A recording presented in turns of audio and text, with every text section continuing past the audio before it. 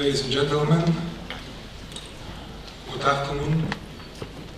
Mrs. Deputy Minister Karina Kirieva and all organizers, thank you very much for having this event in a format which is looks quite useful for all of us.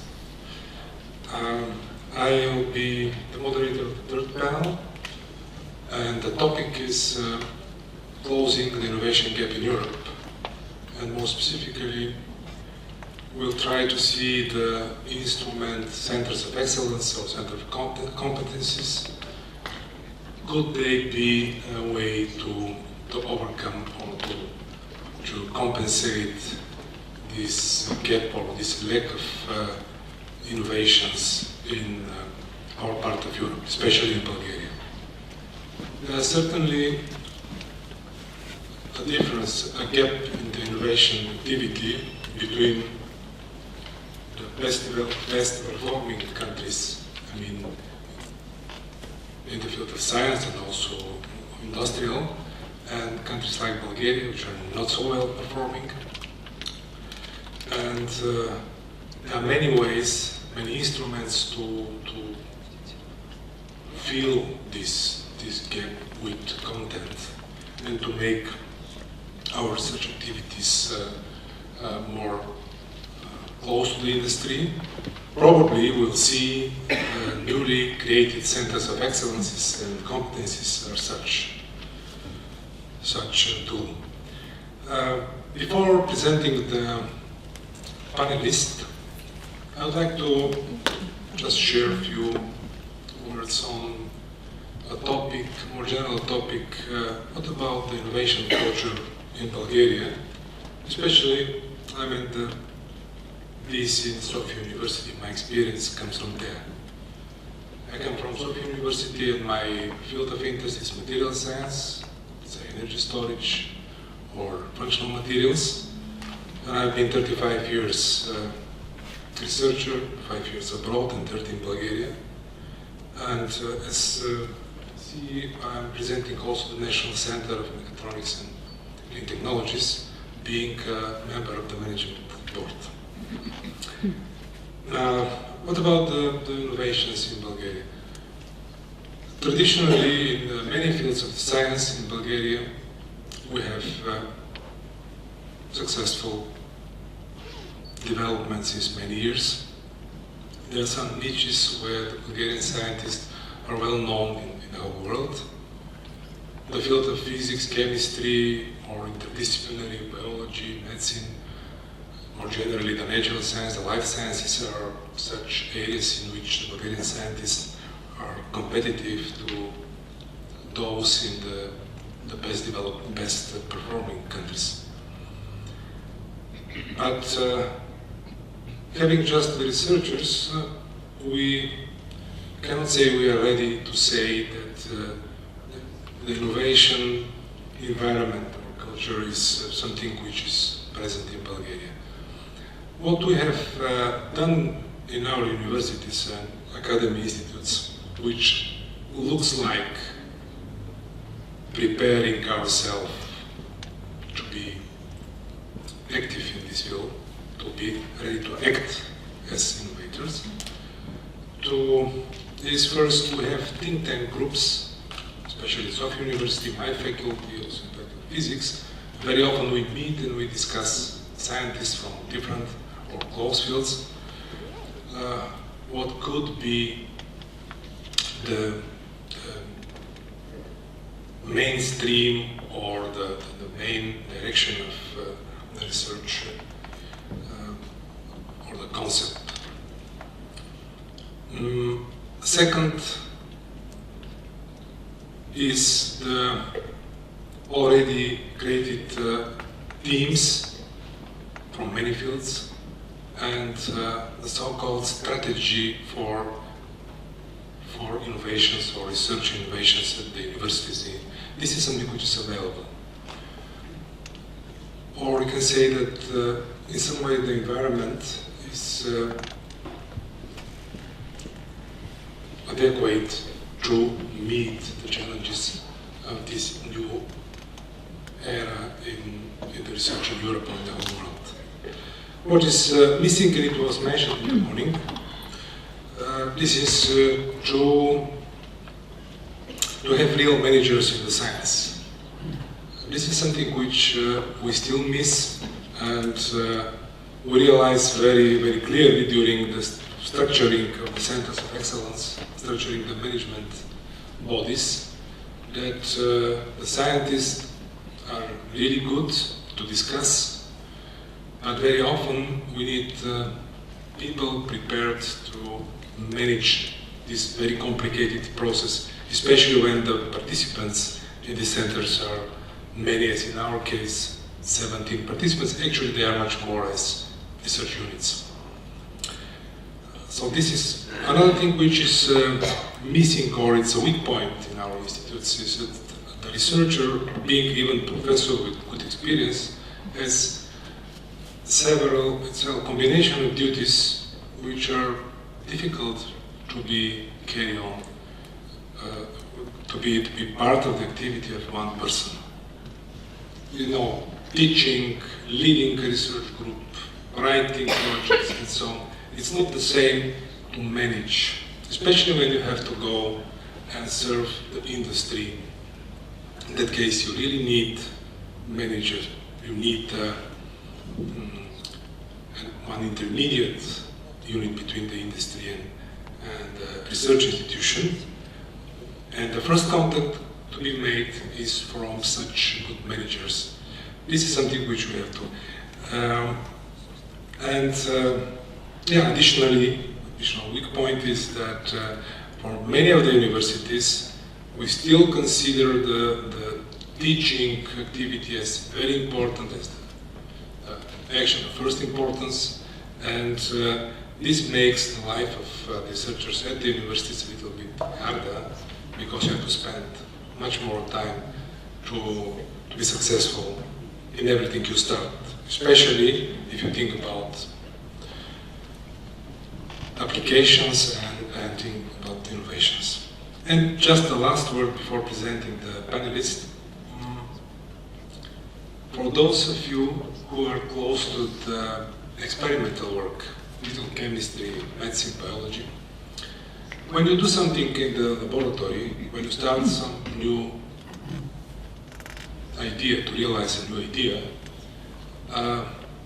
very often you discover something which could be small. We didn't call it time ago innovation. It was just new result, new study, new approach, new methodology, and so on. Even on this point, what is really innovation, I think in Bulgaria, it is worth to make discussions, to talk, and to make the young people, the young researchers, closer to the idea of innovations. Because the term innovation is not that clear, coming from the very precise academic point of view. It has to be filled with content. And now, as I said, this panel is last but not least important. And our panelists are Mr. Gerban Kerkhoff. You see, he's Senior Account Manager of EU Affairs, European Liaison Officer, Funders Make, Funders Belgium. Thank you. If you allow me a few words more, he has 22 years background in different industrial management positions in Philips Electronics. He was group leader of business unit manager and industrial director, responsible for the manufacturing footprint of the business unit, set up and managed the factory in Suzhou for 1.5 years, and since 2008 he's working in Funders Make, a strategic research center for the manufacturing industry, and he has occupied different positions. And now currently he's Senior Account Manager, EU Affairs, and responsible for the European footprint of Funders Make. And our second participant, panelist, is Professor Maria Nikolova. He is head of the Immunology Department at the National Center of Infections and Parasitic Disease since 2012, and professor in immunology since 2015. He is coordinator of the project which is with the title Fundamental, Translational and Clinical Investigations on Infections and Immunity. It's a center of competence, which has already 1.5 years history. And our third panelist is Mr. Jorge Molina. He is head of the European Affairs at Architecture Foundation, an organization promoted by the Navarra regional government in Spain, with the objective to promote the scientific excellence and internationalization of the regional innovation ecosystem. His mission is to participate in the development of innovation policies and programs for the Navarra's ecosystem. Please. Molina. And now it's necessary to make a little change in the program, and I'll ask Mr. Molina to start with his presentation. He has to take the plane in let's say 1 hour to Brussels to bring the news from this event to Brussels.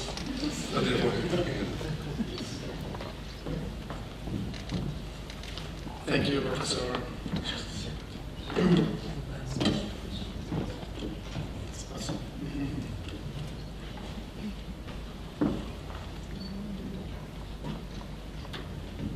Yes, I was able to disseminate the part of the outputs of today as soon as possible, so I want to do it. Thank you so much for the invitation. Thank you for the organizations, the Deputy Minister, community of researchers, ladies and gentlemen. For me, it's very important to be here to share our experience with you. My name is Jorge Molina. I work for the regional government foundation called ADITEC.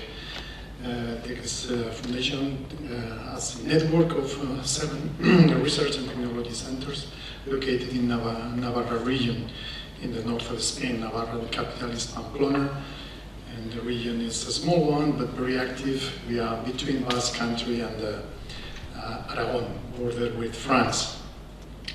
So let me share with you some aspects as we, ADITEC is the coordinator of the coordinator of the regional innovation ecosystem.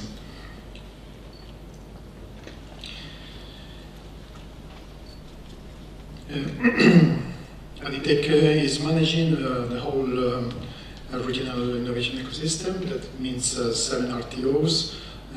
That's your center of excellence, of research centers focused to apply science, and also to universities. I will show you a little bit the board of members who are participating on that. We were created more or less 7-8 years ago. The first idea of the government was to try to create, to merge all the institutions, all the RTOs that was presented in the region, in order to increase the efficiency, in order to create more synergies between the institutes. But this was just a very difficult and tough plan. So we are doing that step by step. In this moment, we are working like a network of research and technology centers, and ADITEC is the coordinator of that. One of our objectives is the internationalization, of course, to try to bring the excellence to our members, and of course to bring our results, to transfer some results to the industry, and also to link our activities with the society. The good thing is we talk about a gentleman over there said that there are changes in the governments. Welcome in Spain. In the last year, we are already trying to set up our national government. We had 3 elections during the last year, more or less, in Spain. So that's a normal life. The good thing in Navarra is that the region can manage almost everything, most of the resources that we have, because we are, as all the regions in Spain, and autonomous regions, and our approach, our task and our role is supported by the regional law, that is called Ley Foral, the science of technology. So the Ley Foral is the regional law that give us ADITEC our mandate to be the coordinator of the regional innovation ecosystem. In this law, you can find the definition of the different actors in the region, because you have universities, you have RTOs, you have research units in the companies, in private companies, you have clusters, you have the coordinator. So you can find there responsibilities and rights for every one of them, of the members of this ecosystem. And also you have different aspects that try to increase and try to improve the ecosystem as a whole. For example, scientific advisory board, or monitoring institute to monitorize all the achievements. The good thing also is that this law was voted in favor for all political parties. So this was more or less 2 years ago, so that was a strong effort of the politicians to try to get a consensus for this. Because if we talk about science and technology, or innovation, entrepreneurship, apparently all parties should be aligned, and there was a lot of discussion until all political parties reached that agreement. So that's very important for the stability in the long term, for the funding and for the activities of the ecosystem, and also for us, for ADITEC.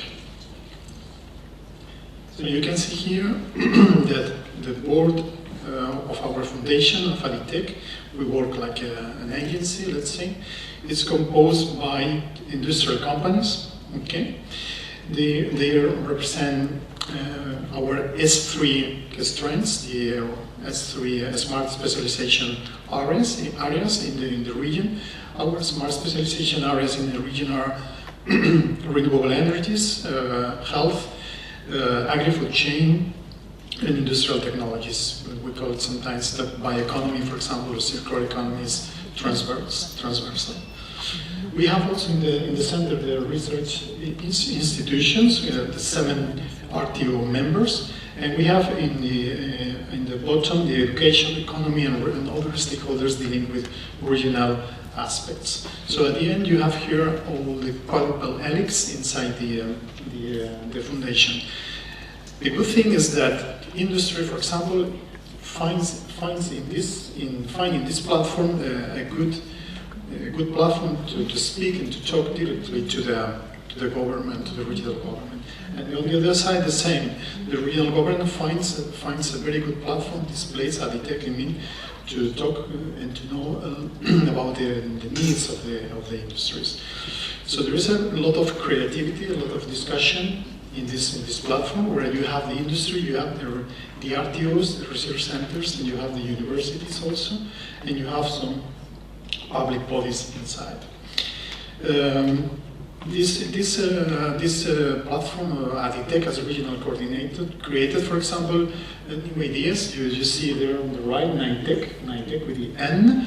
NITEC's a new institute that was the fusion, the merging of one RTO, applied science, with some institutes of the university. So you are mixing basic knowledge, you are mixing technology readiness levels from 1 to 3, researchers from more basic science with technologies that are working more in close collaboration with the industry, with RTOs. So NITEC is a very curious and new. I think in Spain there are only 2 organizations like this that are working on this way. So mixing researchers that have experience with industry, also with the university.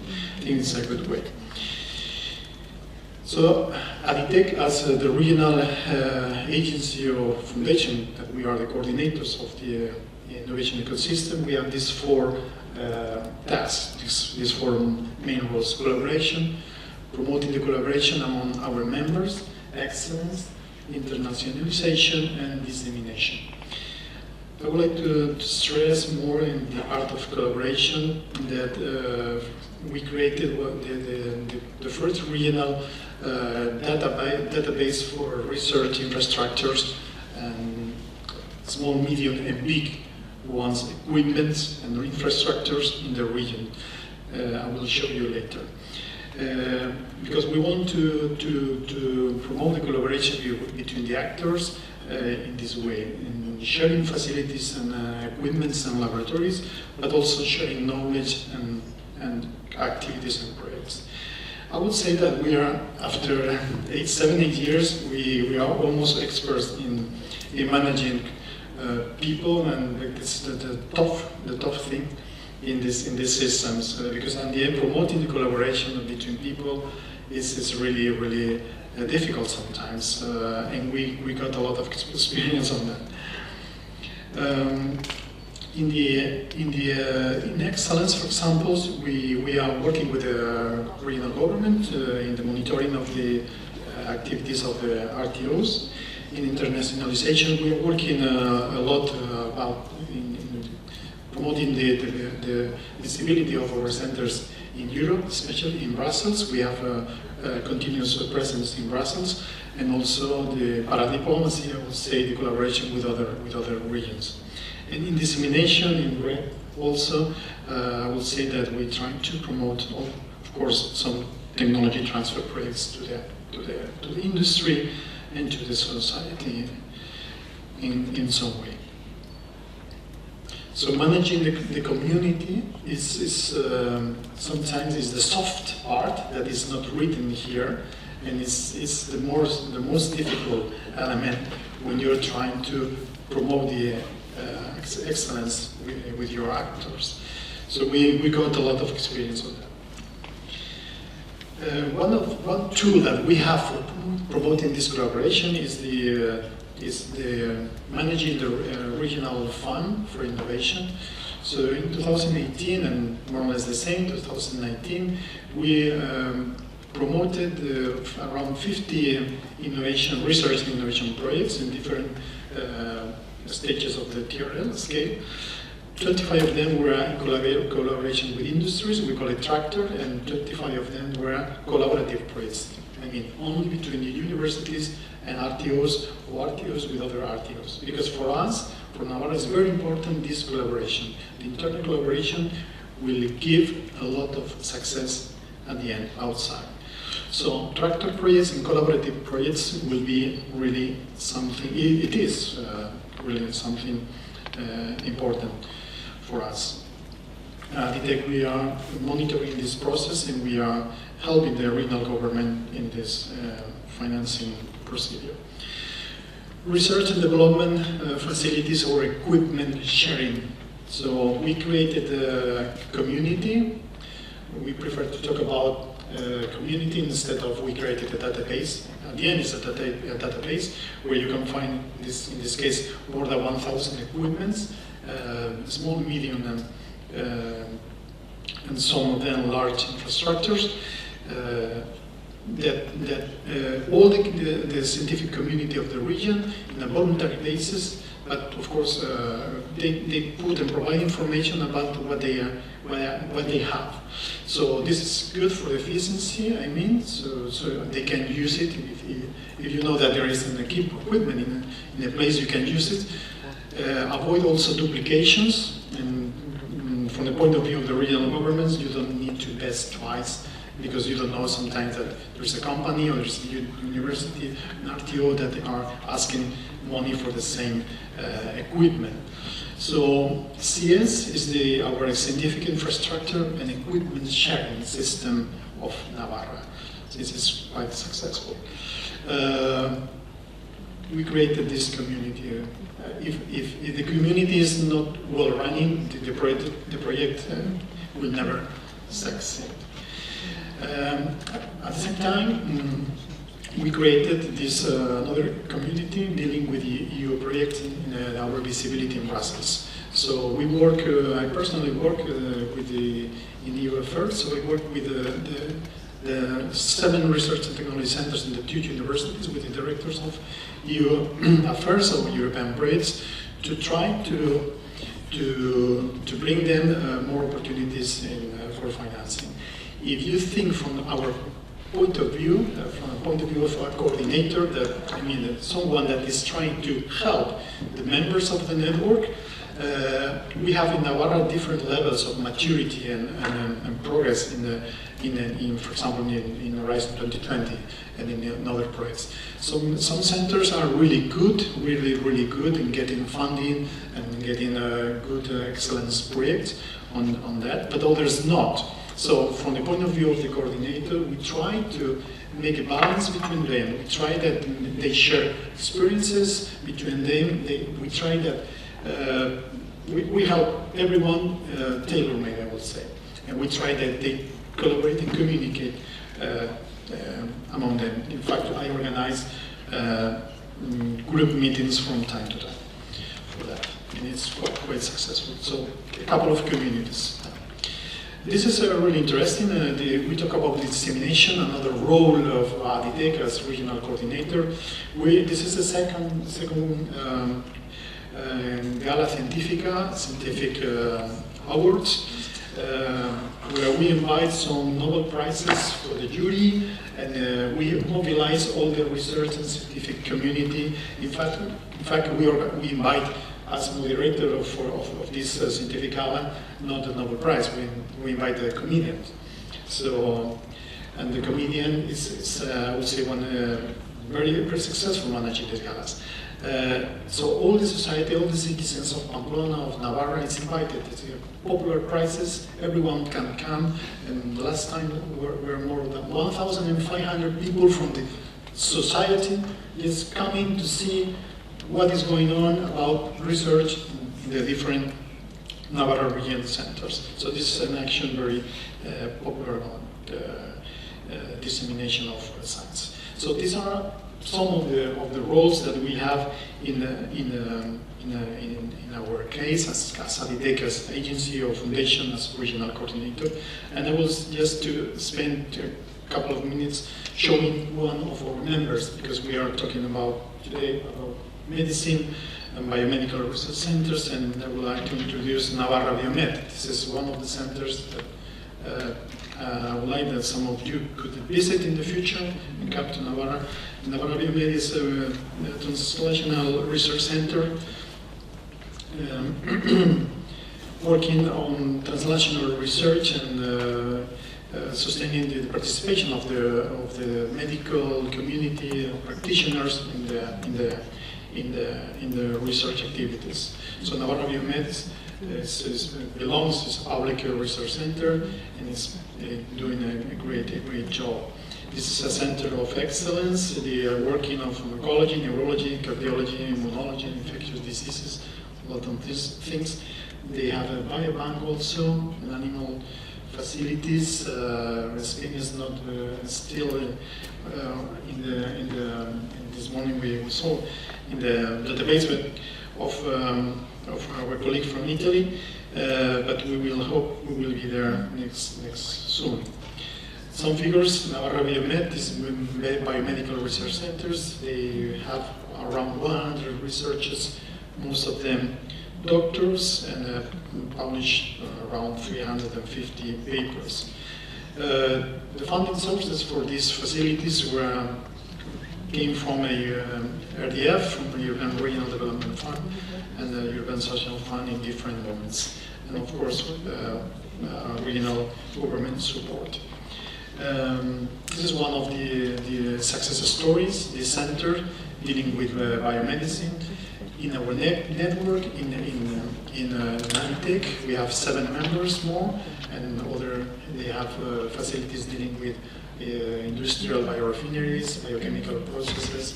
They are quite successful also and interesting facilities. Okay, so thank you so much. Thank you so much.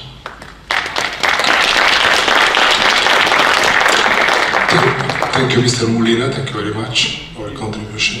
If you want, because I have to leave a little bit early. If you want to have I think now is the right time, yes, for questions. Yes. Mr. Molina is leaving in a couple of minutes, so please, questions to him. So you mentioned networking between the centers of excellence and competences in Navarra region. Yeah. This networking, does it work on the level of management, sharing experience, or it's mainly research collaboration between the centers? Yeah, at the end, Aditec is like a platform for creating communities, and we created these communities at different levels. At CEO, at directors level, okay, so they work and they meet. I mean, the RTOs, the scientific community meets with the CEOs of the industry and with their regional governments representatives. That's one level. Another level is the scientists and managers of infrastructures and equipments. That's another community. And the third community is the, let's say, the EU, European funding programming community that is more focused on day-to-day project activities. So this is that's the most difficult thing, I would say, to try to implement. Okay, thank you. Thank you very much. Thank you so much. Other questions? It was clear. Thank you. Thank you once again. And now Mr.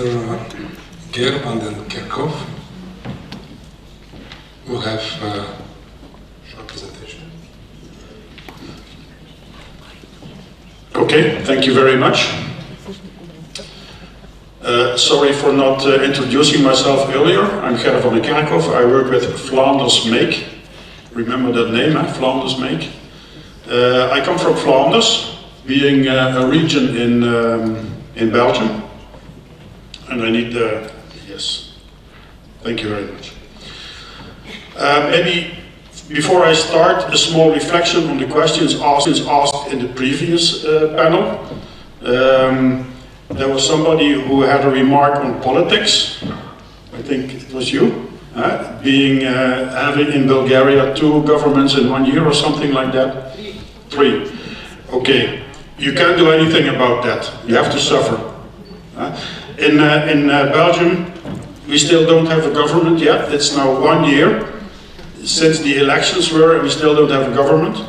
And a few years ago, we broke the record of the government negotiation of 512 days without a government. So just suffer and bear with us. Maybe also a remark on, there was a research question on researchers. How do you retain your researchers? That's a very relevant question, because indeed they are doing the work, and in Flanders Make there's about 500 researchers. And we also have problems with, let's say, acquiring researchers, bringing them in. And we also see people leaving sometimes, but that's a fact of life, in fact. The only thing is that Flanders Make is an RTO, Research and Technology Organization, so we are not an infrastructure per se. We have infrastructure, we'll tell about that. But in our case, our researchers, they have a very bright life in Flanders Make, because every day they are able to work on very new, relevant, bright topics, innovative problems, which have impact on society and impact on the community. So for them it's a big playground. And then a reflection on who needs to manage an RTO or an infrastructure. Well, my boss, our CEO, he has had an academic life, so he is a PhD, and he worked in the University of Leuven, in my case. But then he started working in industry. So you will see in my presentation that he needs to combine the industrial world and the research, the university world. And he is very much able to do that. So I would say you need to combine the best of both worlds in one person. And I think we have a good CEO in terms of that. Okay, now I will talk about Flanders Make a little bit. I will not talk much about what we do in terms of research, but I will talk about how we do it. So I have a few slides on our target group of companies, etc. But I will talk more on how we do research, how we involve the private sector, the companies, how we are structured in a financial way, and also how we use our infrastructures to valorize our results. So I said we are a research institute for the manufacturing industry. Now, the manufacturing industry in Flanders is very broad. Companies who make things, discrete products, can be machines, can be cars, can be cookies or pharmaceutical products. Every company that makes things is our target group. When you look at Flanders, we are very small, it's the dark green dot there, squeezed between the Netherlands and France and Germany, all big companies, very big research environments there. And then Flanders is the northern part, so we are connected to Holland, and we work closely together with the southern part of Holland, which also has a big research community. This is the map of Flanders. And you see there are 8 different locations, and in fact you can compare that with the Bulgarian system of centers of excellence and centers of competence, because we have, I think we have both in one organization. Now looking at this map, you see three pictures, one here in the north of Flanders, one in Leuven, that's close to Brussels, and one in the western part of Flanders. So the pictures, those are more like innovation labs. So I think they can be compared with your centers of excellence. And then we have also labs in the 5 Flemish universities, different labs in the 5 Flemish universities, and they can be compared, I think, with the centers of excellence in your region. And in total, this whole ecosystem is about 16 different labs where researchers work on projects, etc. So I would like to call this an ecosystem, and I will not go into details on the governance, because the governance is quite complex. It's not very easy to manage all this, so our CEO has a hard-time job. But I will tell you how we do research. As said, the manufacturing industry is our target group, and we look at production systems, we look at machines and vehicles, and in fact we are trying to make everything smart. Industry 4.0, that's our working area. This is quite an important one. We work in 4 different competence clusters, and every competence cluster, I will not go into the details, but every competence cluster has a roadmap, a technological roadmap describing the coming 10 years of where this technology would go to. And in these roadmaps, the industrial sector is involved, making them up, and I will come back to that later. This might look like a very difficult slide, but in fact it's not. It describes the research and innovation, let's say, chain, where you see here the very fundamental research, where there is not yet a market for the outputs, where the technology is not yet there, and that's what our university labs do, research in the very bottom of this graph. Then on the right top side you will see the industry. They want solutions for their problems. They want solutions for the coming 3-4 years.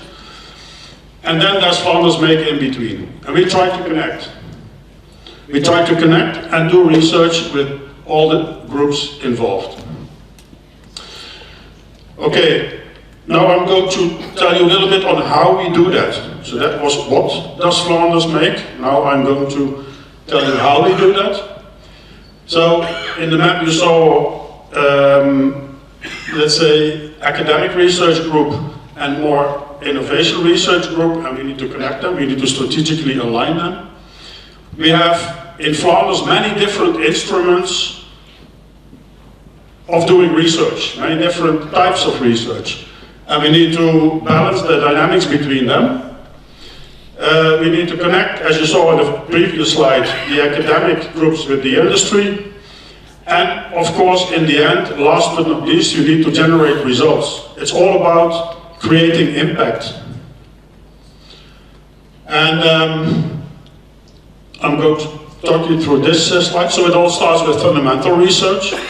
This very fundamental research is mainly done by the university research groups. And in Flanders we have an organization supporting fundamental research. It's subsidizing that, and that's why I say Flemish instruments here. So for us, that's funding outside our own funding instruments. Then we go to strategic basic research, and here you see these green dots. You see the industry being involved already a little bit. Fundamental research is only about writing papers, doing very bright stuff. But here you will see the industry getting involved in kind of user groups. They can steer these projects, and they can also listen to the results, and they can tell the researchers maybe go a little bit left or go a little bit right, etc. But this is still basic research, and we also try to involve Horizon 2020 or EU knowledge. In the fundamental research, we look at trends, external EU roadmaps. This morning we had a discussion on should the industry be in the lead or should research be in the lead. Now we see an evolution in that, in this chain. So on the left-hand side you will not see industrial involvement, but it gets more and more when we come to the right. So the next type of project is applied research. We call that in Flanders ICON. And here you see more industry involved. So here the industry is really involved in the projects.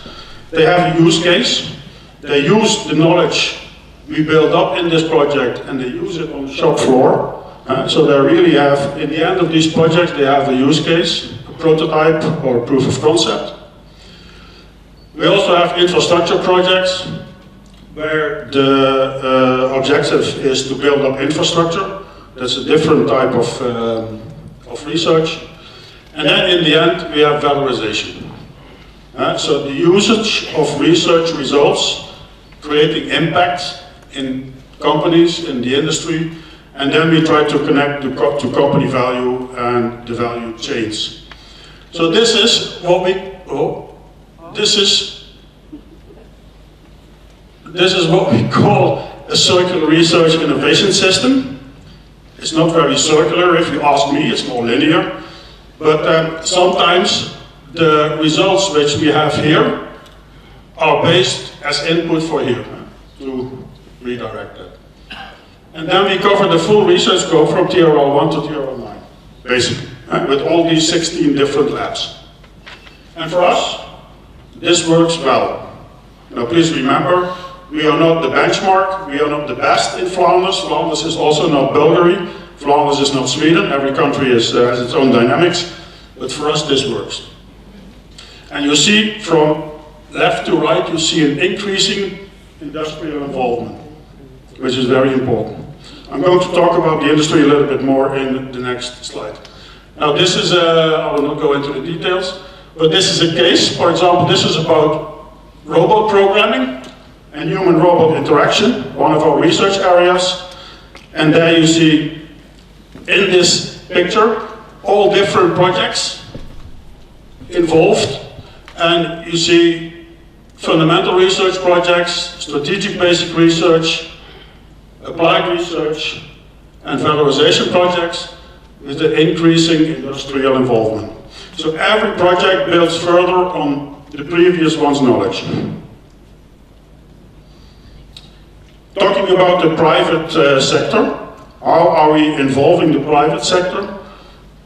First, it starts at the top, board of directors. 1/3 of our board of directors is in the private sector.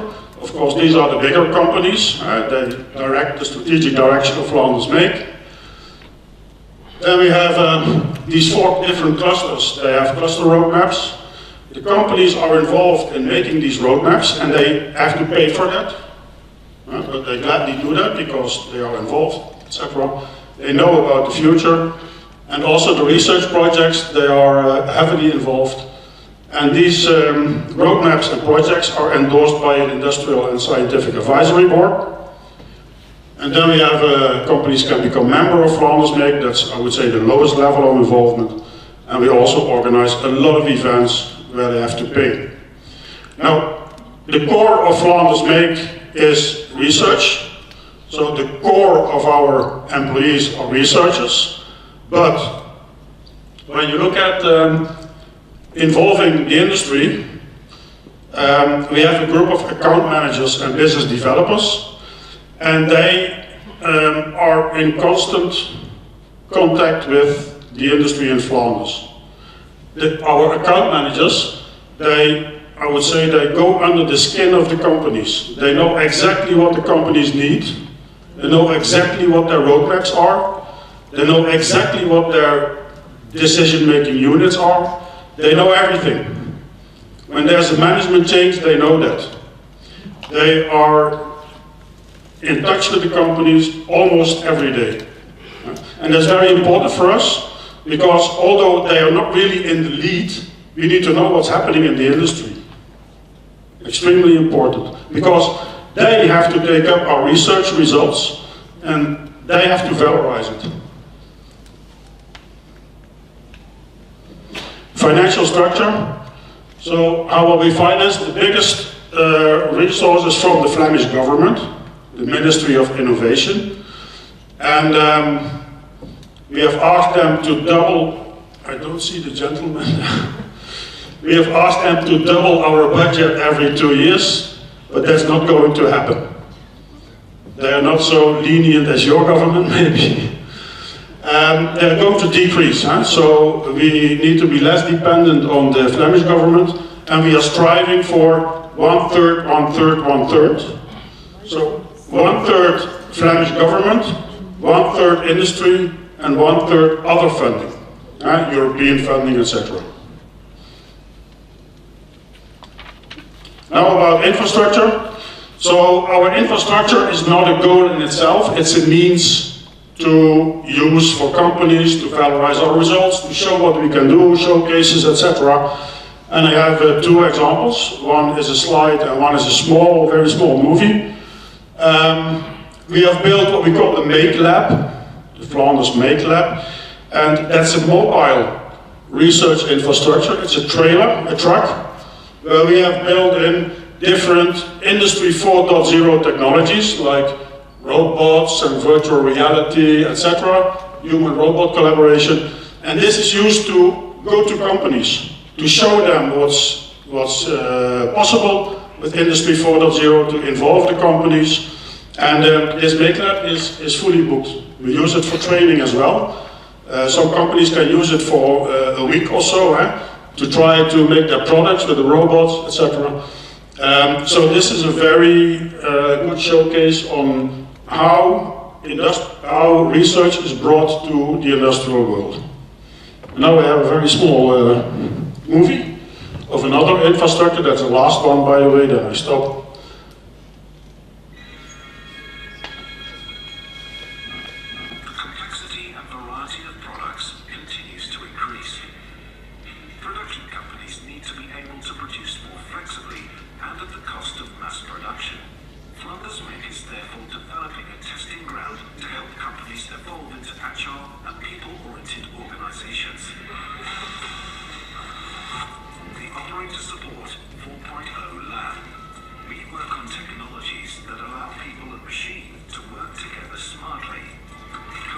Robots are programmed via speech recognition or demonstration. This makes them easily functional when producing small series. High-tech measuring equipment helps to improve the distribution of tasks between humans and robots. This way, the operator receives the maximum amount of support. Robots are getting smarter because they are equipped with increasingly more sensors. This allows them to recognize parts.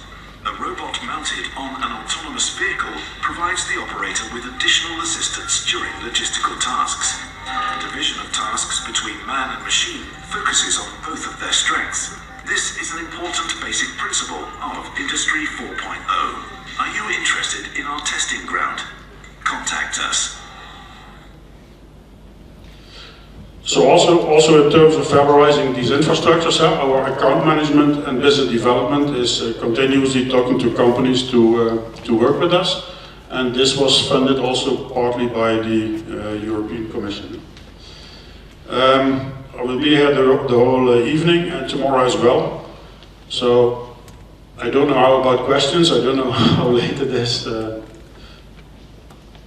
Yes. Questions? Thank you very much, Mr. Kerkhoff. Yes, questions a bit later after the third presentation, please. Thank you very much for the very comprehensive, very interesting presentation. And now the third one by Professor Maria Nikolova, sorry.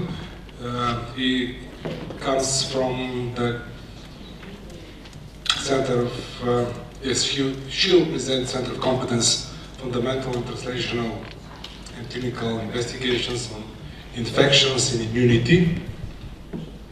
This Center of Competence, please. Ms. Deputy Minister, organizers, dear colleagues and guests, I'm going to present one of the Center of Competences that are in their beginning, fundamental, translational and clinical investigations on infections and immunity. So I'm going to bring you more to the left part of the chain Mr. Van den Kerkhoff was talking about, although I have the ambitions to reach to the right side.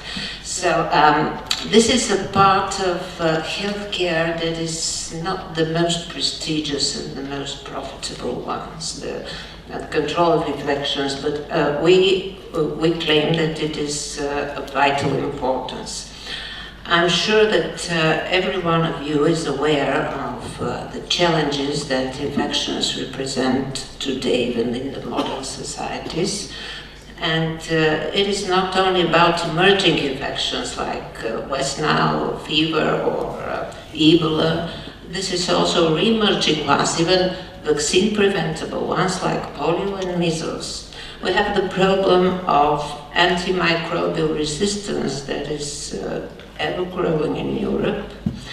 And on the top of this, we have the problem of premature immune aging. That means that our immune systems become more and more inefficient due to a lot of environmental and behavioral factors. So what could be the response to this? Of course, to transfer basic research knowledge to clinical and diagnostic practice as soon as possible. And that is the aim of our center. The principal organization driving this project is the National Center of Infectious and Parasitic Diseases I'm representing. This is the oldest Bulgarian research institution in the field of public health, which nowadays elaborates the strategies for infections control for the Ministry of Health. But we are finally complemented by three partners. We have the National Diagnostic Veterinary Research Institute, also unique of its kind, because you know, not most, but quite a few of infections involve animals as vectors or reservoirs. We have Institute of Microbiology at the Bulgarian Academy of Sciences, which is well experienced in the practical, in the applied microbiology and immunology, creating models, developing prototypes and patents. And we have also the Medical Institute and the Ministry of Interior with quite an experience in the nosocomial infections and strategy for antibiotics applications. But anyway, more than 80% of the funding, equipment and research tasks go to the National Center. Now, this project will develop at three levels. The first is creation of unique research complex that will provide all the necessary equipment to handle very extremely dangerous bacteria and viruses and to do last generation molecular, cellular and genomic research. This will end until the end of 2020. At the same time, we are already starting to implement a couple of research programs in 3-4 interconnected areas. One is identification of pathogens, the other is molecular epidemiology, also characterization of drug resistance mechanisms, and evaluation and recovery of protective immunity. And this will already start from the beginning of 2020. And with the aim that in the end of this 5 years funded period, we have some concrete results. So what do we expect of this project? First of all, to be able to quick and exact identification of any circulating pathogen, which means control of epidemics and terroristic attacks. We shall develop strategies for better application of antibiotics, so focused prevention of infections, better diagnostics and monitoring of infections, and also maybe immunotherapy and prototypes for immunoprevention. But the most important third level, this is the generation of results that could be directly commercialized or turned into products for direct application.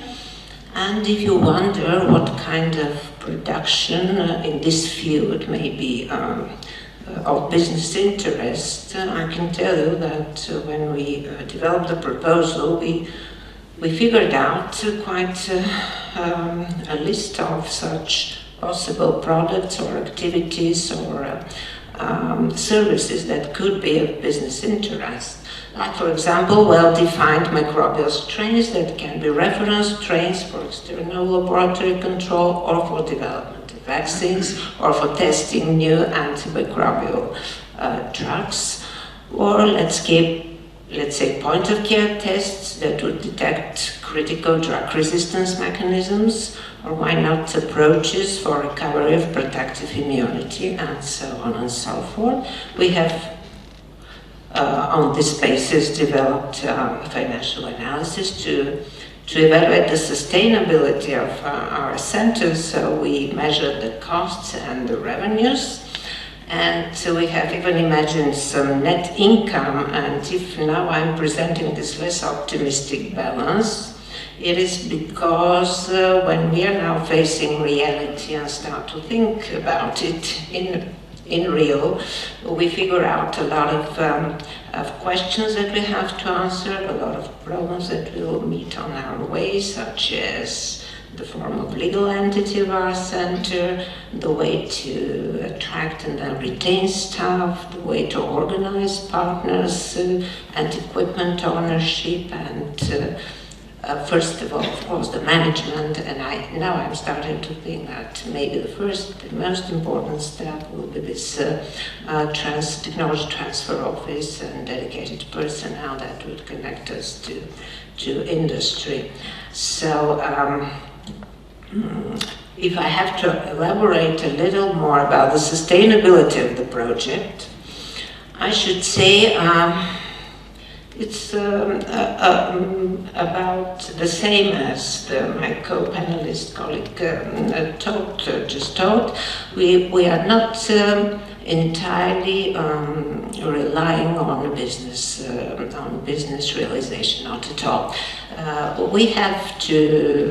I have to stress that our products are very specific, very expensive, and will have a very narrow market, that's for sure.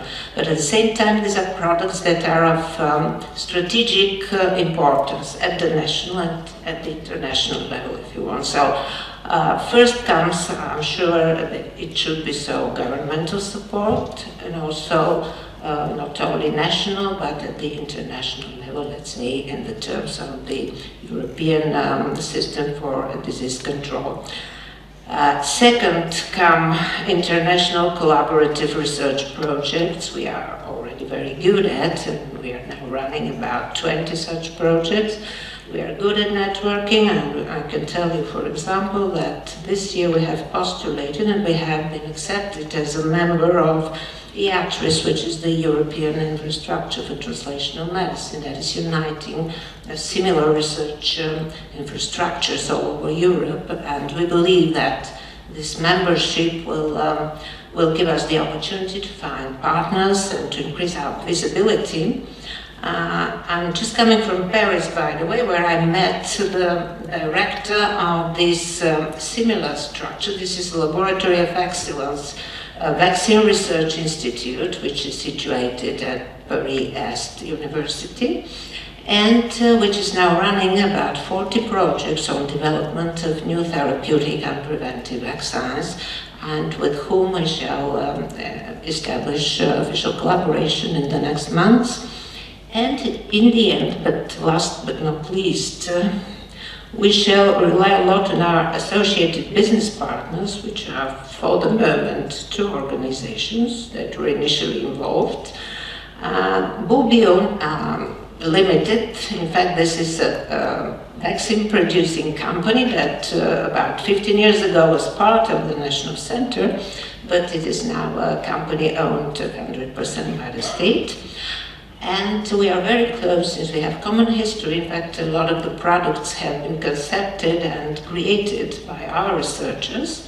And the other one is a biotech of the type of small and medium enterprises, Proxygen, that is devoted to development of diagnostic prototypes and prototypes of immunotherapeutics. I think that they will be those that will move us to the right part of the scheme. I mean, to the interconnection with the possible customers and the industry and business partners. I'll stop here to leave time for questions. Thank you very much, Professor Nikolova. And the last presentation helped us to make a very smooth switch to the first topic, which is mentioned as discussion point or topic. This is sustainability of the centers, or sustainable planning. Partially, Professor Nikolova answered. I think you presented your opinion. Yes, and also in the morning it was discussed from many points of view. If you had something to add to this point, to this topic, sustainability. I think that I outlined it more or less. What I'm thinking is that when we wrote the project, we are somehow far from this phase of sustainability that came after the 5 years in the far future. Now I'm persuaded that even before started the very research work, we have to think about sustainability, to do our realistic marketing, and to concentrate on those projects that will be really profitable.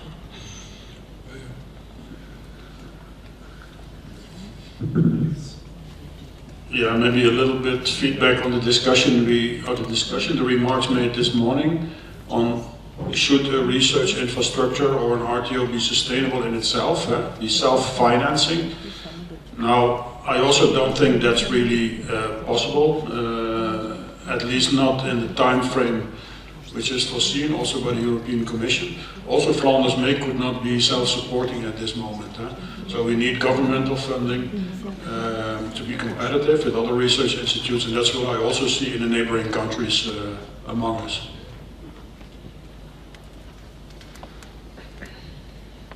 Yeah, and I think on this topic, which was not mentioned, it's another side. Why do we really think that these centers of competence and excellence could be sustainable? At least for me, which is shared with my colleagues from the Center of Excellence, there are some prerequisites, there are some really proofs that it could be successful. In the first place, this is that it was created, the Center of Excellence in Mechatronics and Clean Technologies, based on existing knowledge and experience, which was gained in a collaborative work between institutions, also by international projects, framework projects, also bilateral with best performing institutes for best performing countries. So a lot of reasons to say that this area, these fields which have been included in our center, they're among the most developed in Bulgaria and connected with the Bulgarian industry in this field. Second reason to hope that it will be successfully developed center is that scientific program and research infrastructure, the equipment, they were synchronized when they have been planned to be purchased, to be created. For the first time on such a scale, one is to do this in a laboratory or in a small group, but different thing is when the scale is 20 partners and we have common research problems, most of them applied, less fundamental, but also, and then to plan the infrastructure, the equipment in a way that to solve or to be efficient in these fields of research. So this is another reason to be. Then we increase the capacity by making interdisciplinary teams, of course, kind of environment, new equipment, experts with expertise, also teams. All this is creating something new, which was not available in Bulgaria on such scale, and also offering service to industry or to public organization. This is could be a bit more complex, and therefore we hope that will be addressed by the industry in a much more complicated or try to solve much more complicated problems, and will be much easy to be seen by the industry when we show increased capability. And if you don't mind to go to the second topic, which is also interesting to be discussed, this is commercialization of research from supported R&Ds. Maybe a small remark, because I think we are approaching 5 o'clock. The commercialization of research results, in our view, is extremely important. As said, we are an RTO, as Flanders make, and what we do is, before we start a research project or an innovation project, we always think in advance, first of all, what will be the results when the project is successful, and secondly, who would be interested in those results. And there is no project which will ever pass the Industrial Advisory Board if this is not mentioned in the project. So there is a big chapter in every project application on what are the results and which target group could use these results. And then during the project we start working on the commercialization already. So when the results appear from the research projects, we start approaching the companies, we start approaching the target group and trying to get them involved in the commercialization as well. And as I said before, that's the, let's say, the big target of these account managers we have. They approach these companies and say, hey, we have some great results from this and this project. Would you like to be involved? And then we try to build contracts with those companies. Bilateral contracts where they pay us for commercializing the results. And I could say that's quite a successful business model. So think about your business model of commercialization of the results. Yeah, thank you very much, thank you. Would you like something to add? I think I've shared the same idea about how should we concept a scientific project, thinking first about the application. Yet we are not completely commercial, let's say. We shall be half commercial, half public health oriented anyway. But I think we have still a way to go in order to be prepared for this commercialization. I mean, we'll need real experts in management, because I'm sure in the moment we are very good researchers, but we need capacity in management of scientific results. Do you have questions or comments, please? Hi, my name is Radoslav Markov. I haven't heard some reflection of, because in Bulgaria mostly so-named Center for High Performance viewed like kind of just source for people to have some money for some years without absolutely not thinking about long-term sustainability. I have close-ups on many so-named center in Bulgaria, and even now the concepts and equipment are outdated. Then before they begin to work, and then what will happen in 2-3 years?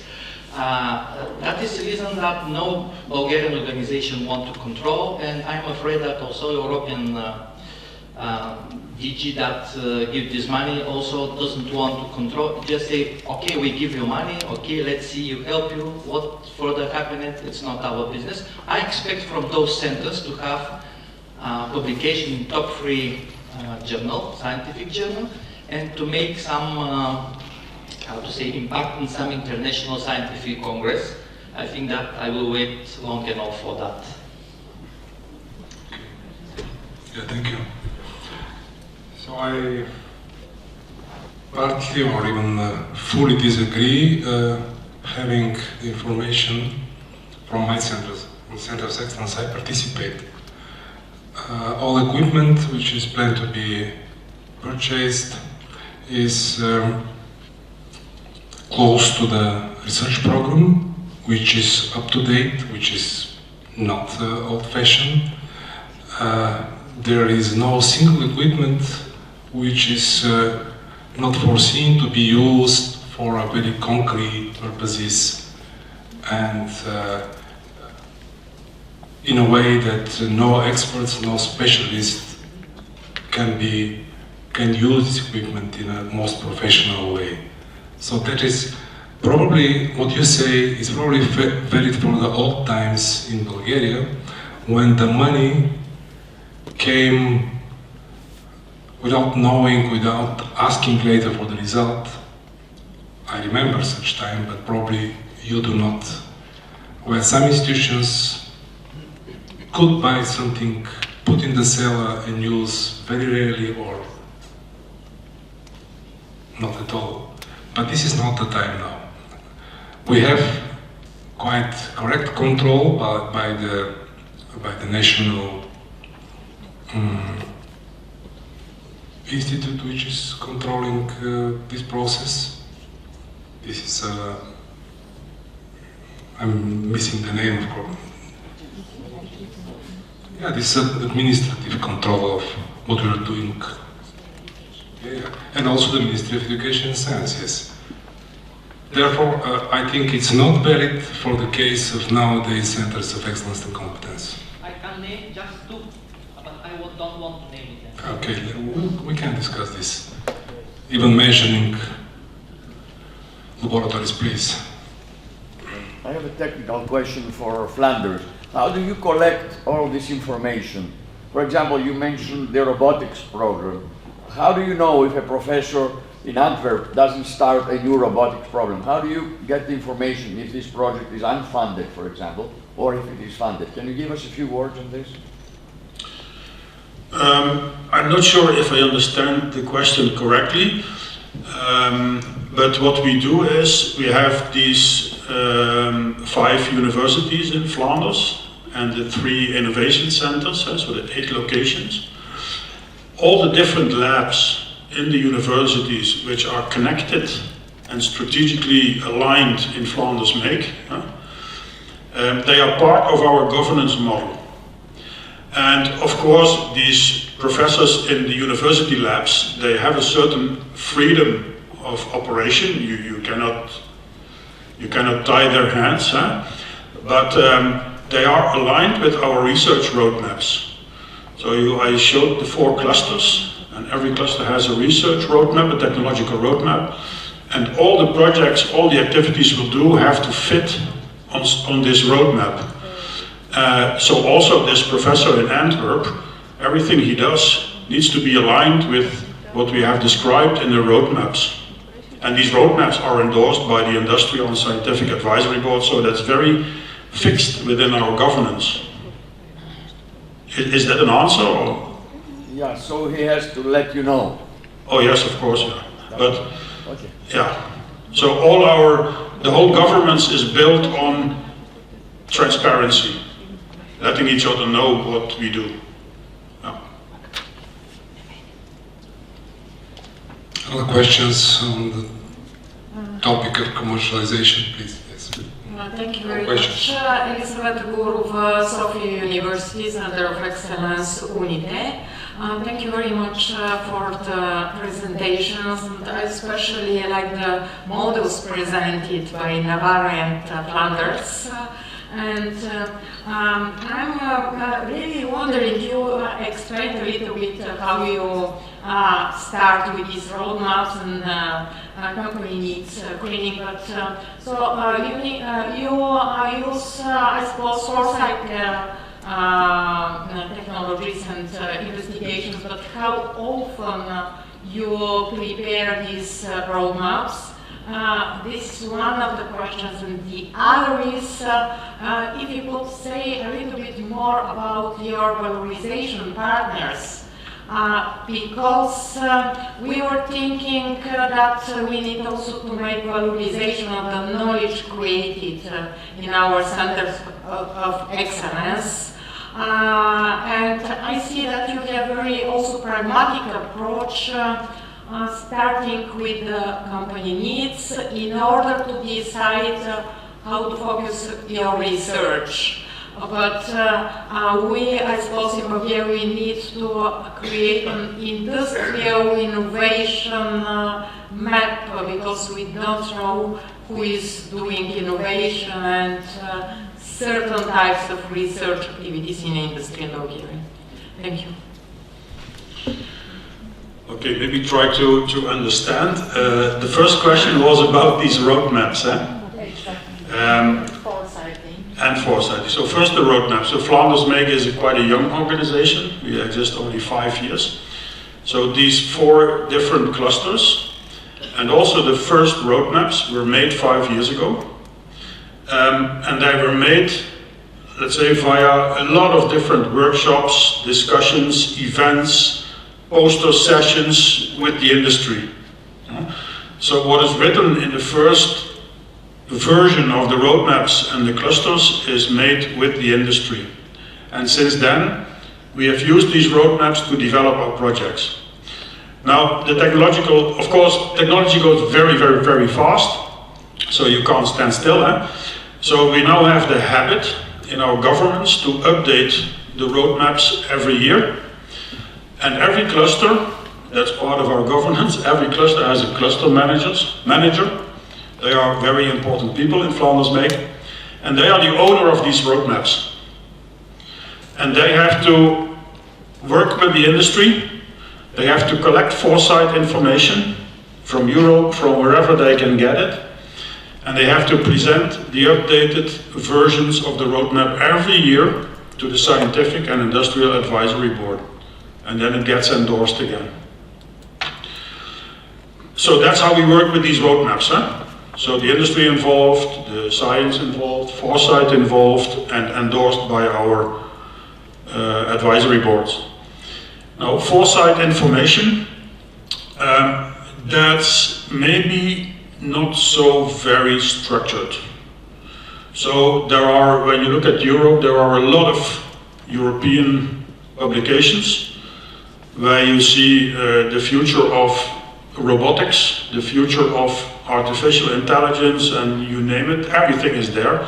So we try to collect as much as possible. That's also the task of these cluster managers. We also have a research and development manager who does that, and that's being collected and then input in the roadmap discussions. And then there was another one question on you had. Oh yeah, valorization partners, yeah. You said just now that you cannot do everything yourself. And you even not try to do everything yourself, and we also know that. So for research which is really, really, really close to market, because we are still a research organization, when it's really, really close to market, we use valorization partners. And in Flanders, you have quite a few organizations which do that. So they are really into companies, and they bring our results closer to the companies. So we try to involve them in our projects so that they know in advance what are the results. And then when our project stops, they pick it up and implement it in the companies. You can even call that engineering, kind of engineering. So don't try to do everything yourself. That's indeed a good message, I think. Thank you. We have a few minutes, even though we have more time, because there is nothing after our session except discussions in groups. We didn't mention the topic mobility of scientists, capacity building, knowledge and skills for R&I managers. Of course, many of these points were touched. If somebody wants to take part in this in a discussion on this topic.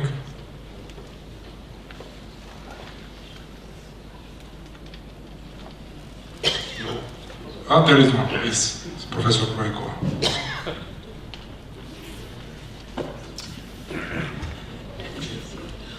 I just would like to make a suggestion by the end of this session, because your center is pretty young.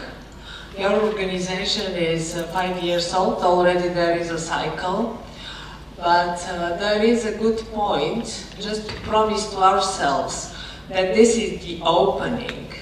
Now we have status quo in the country, we know some experience from Belgium, from Germany. Let's meet in 3 years.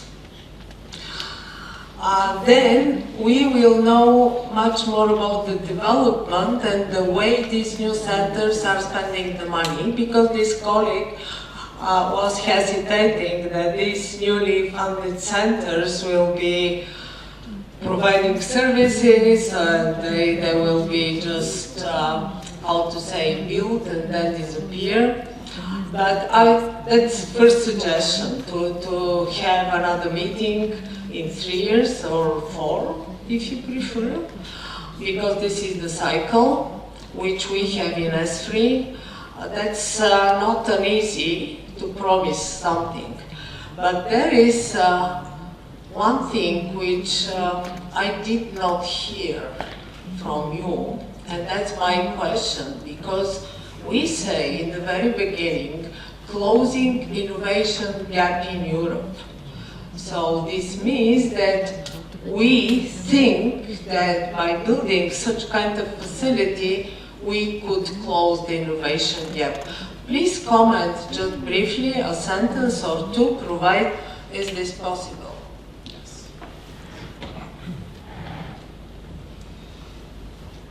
Yes, I think that the newly created centers of competence and excellence are really a way to close this gap, innovation gap. First of all, because they create the necessary environment for innovations. You have new infrastructure, that means buildings, laboratories, equipment. You have experts, most of them or some of them are young experts. They are motivated in a different way than to be in a laboratory at university or academic institute. You have already interdisciplinary teams, and the people inside the team discuss. So that's exchange of knowledge, exchange of expertise.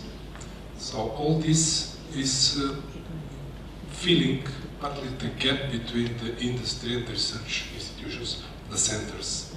because of this combination of infrastructure and people, and this missing unit in the chain of knowledge and technology transfer to industry will be filled in some way. So this is one of the reasons. Second, we start to change our thinking in the research and educational, higher educational institutes or universities. We start thinking about research strategy or innovation strategy, which means that in our universities, probably the same in the Academy of Sciences, we will be a little bit more careful to the young people, not only young, developing more as researchers than as teachers. That means we have to change a little bit our programs in university to try to develop such kind of researchers, which is, I think, we are prepared to make this step. Because as you know, for the moment we say, if you teach so many hours, then you can make some research. I think it should be 50-50, and this is something, I think we are more and more close to this, which is again in the direction of filling this gap, closing the gap. The third is the more intensified cooperation. Because of these larger units, these centers, I think the cooperation and the collaborative work with the best performing countries, their research units like centers or technology parks can be intensified in some way. At least this could be some national support. There could be support for being part of larger networks, because I really see the future of our Bulgarian science or application or fundamental as part of the European bigger structures, research structures. Of course, there are some niches, and we are very good in this, and we can really help the small and medium enterprises in Bulgaria to go to the next generation prototype technology. But the more realistic view is for me is to be recognized by larger research centers in Europe as important and necessary contributor or member of this. But you're right, it's filling this gap is not easy. We have seen what people in Belgium are doing. It's the same in Germany, it's the same in the Netherlands. They have traditions, they have long history of their contact with industry. So they are thinking about strategic institutions to help this interrelationship between research and industry. Of course, to go to this point, it will take time also for us. There is just short mention. Yes, short mention. Despite of all the centers of excellence and competence and closing the gap, yes. On the latest scientific congress I was, most of the top speech was from China, Korea, and US. In Europe was the speech like, you know how much devils come up to the edge of the, you know, this old proverb about the science. So for that, it means that was not so consistent. So I think that this is the real indicator of what is happening. Everything what we're talking here or ever meetings like that, and how much funds are invested doesn't matter. It's matter only the publications and top speech of the Congress, which is recognized by everybody. Everything else we can have very good sound names of these centers. I really amazing of the fantasy of the inventors of the name that they, if you don't know the science, you can say, wow, they knew the new anti-gravitational engine or new time machine. But in reality, it's just earning some money. Whatever you do, we have clear indicator what's happening on the world science. Thank you. You're posing a very big question. It's, I think, not for this moment. So thank you for your comment. And now I'll give the word to the Deputy Minister Karina Angelieva for closing the session for today. Thank you very much, Professor Spassov, and to our great panelists. And thank you very much for all your patience and participation in today's meeting. I wanted to remind you that basically this conference has its clear goal. In the morning I said it, it's a discussion platform to give ideas to us in the administration, because we are not so clever as you are, to give us ideas how to plan and what to plan and what to think about that is the most important in the next 5 to 10 years to fund and where to concentrate. So tomorrow it's not important that I have to present the vision of the Ministry of Education and Science for research infrastructures. This is at least important. It's much more important that tomorrow we keep on going with two great discussions. In one of them we'll have the honor of the President of the European Research Infrastructure Forum to participate here in Bulgaria, Jan Krusak. So we can hear from the source and his experience how they do it also in Czech Republic and Lithuania. And also my colleague from the implementing agency, Ivan, will steer the discussion, and basically he will also let you know what are the new goals, rules and expectations of the European Commission. And last but not least, tomorrow we plan a very important panel, because it's not only about the funding, it's about impact on society, and it's also about taking into consideration the digitalization of the society. So we are planning one very interesting panel concerning and targeting different problems and topics such as interdisciplinary skills, open access, open science, and open innovation. So I do believe that tomorrow, at the end of the day, me and my colleagues will have great ideas to fit in the new policy documents. So thank you once again very much, and have a great day. Thank you.